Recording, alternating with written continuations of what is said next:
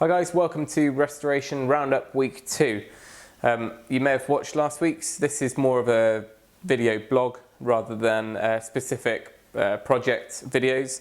So more of an update each week on what's been going on.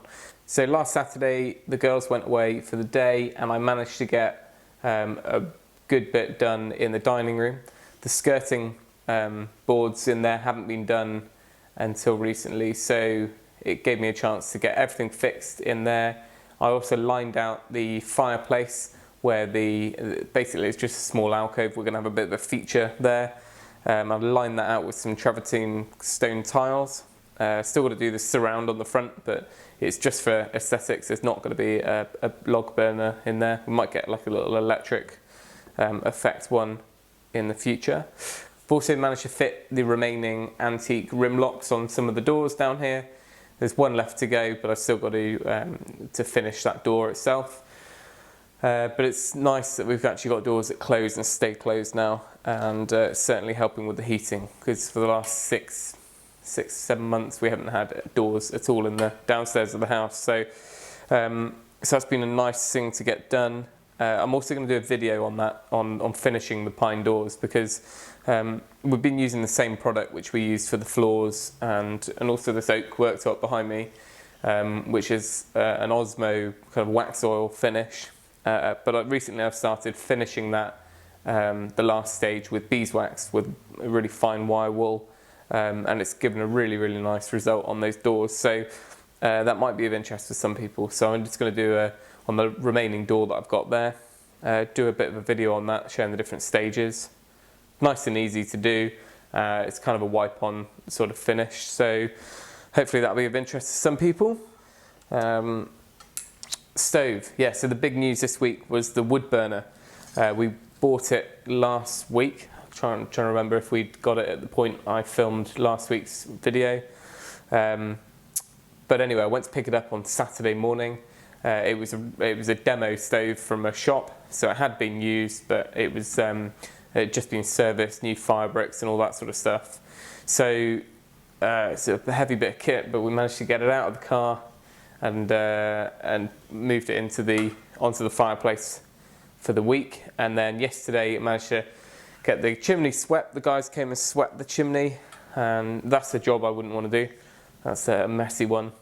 So anyway, they swept 50 years worth of coal soot out the chimney.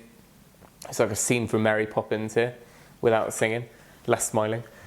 Anyway, that's out now, and it's a bit cleaner up there. So I've got a guy coming on Monday to hopefully come and fit the flue and get the whole thing signed off, which would be great. It was something that I thought we might be able to do ourselves, and certainly it's possible to. Then you go through building regulations and get it signed off. But it was, for the quotes I was getting, it kind of made sense to get, a local certified installer to come and do it. We went ahead and bought all the flue, the register plate, all the kit. So it was literally a labour only price which we were paying, and that saved us probably about £800, I think. Some of the shops locally, some of the stove shops were wanting about £1,500 just to come and fit. That included the flue, but just to come and fit, that's almost half as much again of what we paid for the stove. So it was, quotes were from £400 through to about £1,100 just for the labour fitting, for a day's fitting. Some would do it on ladders, some would do it with the scaffold tower, some wanted full wraparound scaffolding up the side of the house. So it made sense to get 4 or 5 quotes. I'm glad we did that. Anyway, so the stove should be in by this time next week. I've just put the cement board, kind of a hardy backer board, on the back of the fireplace to square that off, tidy that up, and Joe's going to paint that whilst I'm away this weekend. So everything will be ready to receive the stove, and hopefully it'll be a fairly straightforward job. Now, when it came to picking a stove, again, that was the sort of thing where it's just endless options, endless choices of models and makes and sizes and styles. And I've been researching it for quite a few months now, and we've had one at our previous house, so I knew what we didn't want and what we did want. But one thing I have opted for on this stove, which we've gone for, is a direct air kit, and it's literally just arrived with a courier. Well, I'm hoping that's what this is. So we'll have a quick look at that. Basically what it is where you've got the vents on the bottom of the stove for the air intake, which you control with the knob on the front. This seals over the top of that vent and then redirects the air intake through a duct through the rear wall from outside. So effectively what you're doing is you're not pulling the air from the room into the fire, which in our case we'd be pulling cold air from through the front door from downstairs, and it uses about calculations were about 4 or 5 litres of air every second that that stove would require. And actually, when you think about it, if that air is cold and it's coming from downstairs or under doors, it's not going to be the most efficient way to use the stove. And effectively what you're doing is you're also drawing the nice warm air that you've just heated up in the room and pulling that straight into the stove. So this has just come straight from the manufacturers, and that's all it is. 80 quid for that, but I'm hoping it will improve the performance of the stove and stop any unnecessary drafts forming. So that just bolts up onto the bottom of the stove. This will be the front, so you still have your control here, but the air is going to be ducted in directly through the wall at the back. We'll just need to find some 3-inch flexi ducting to go through the wall. So that's Sunday's job, ready for Monday to come and fix it. Right, so what else have we done? We've managed to make a good bit of progress on that front bedroom in the front of the house, which is going to be Eden's new bedroom, and we've been dry lining over the top of some of the old lard and plaster lime walls. That's worked okay, and I've just got to finish the jointing on that to get that all nice and flush. That wall we found loads of sawdust packed inside, and I put a video up yesterday asking for a bit of advice really. Turns out from a few people on Twitter and on YouTube that they have had similar things or have found it in the past, and it's a form of insulation basically.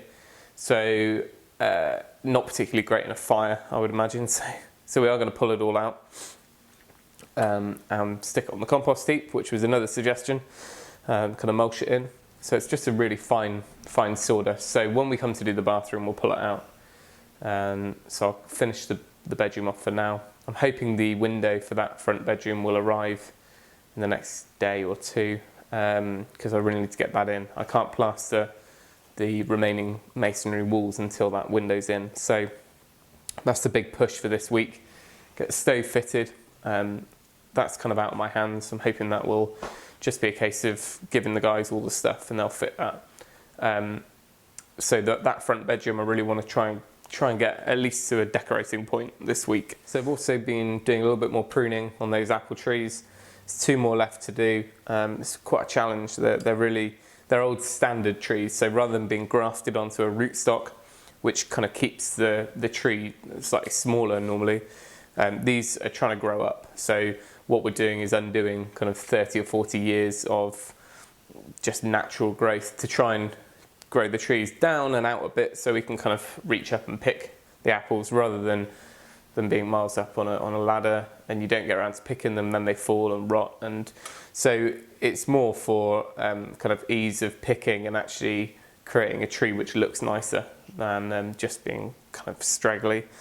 The house is a bit like a windsock at the moment. It's just funneling wind through from the back door. There's a gap under the front door. The hatch which I built over the cellar staircase, which is here, as you can see, that's my draft proofing. That needs some rubber seal installed. So it's just a case of trying to get the place a bit more draft proof. Because with the weather as it is, we're really feeling that, and it's just undoing all the heating. This weekend is the National Self-Build and Renovation Show. Whether we get across, I'm not sure. We're going to possibly aim for Sunday. And if we do, we might just take the camera and have a bit of a highlights video from that. Lots of little bits to finish this week. Some kind of sockets to fit some remaining painting to do and things like that. Just be nice to get the rooms completely finished downstairs, and we can move on from there. Other things from this week, I had the video on the knife rack, went up 5 or 6 days ago, so check out that. I'll put a link above now. That was using a magnetic knife rack and using some oak veneers, and that came out really well. So if you want to check out that video, do so by clicking the link above. So that really is it. I think I've rambled on enough. So we'll try and get a video up during the week, perhaps that door video. I've also got a video of a friend who's renovating a restaurant near here, down by the lake, so I might put that one up as well. But apart from that, we'll try and get a video done on the doors, and we'll see you next week. And remember, if you can, do it yourself. Thanks for watching.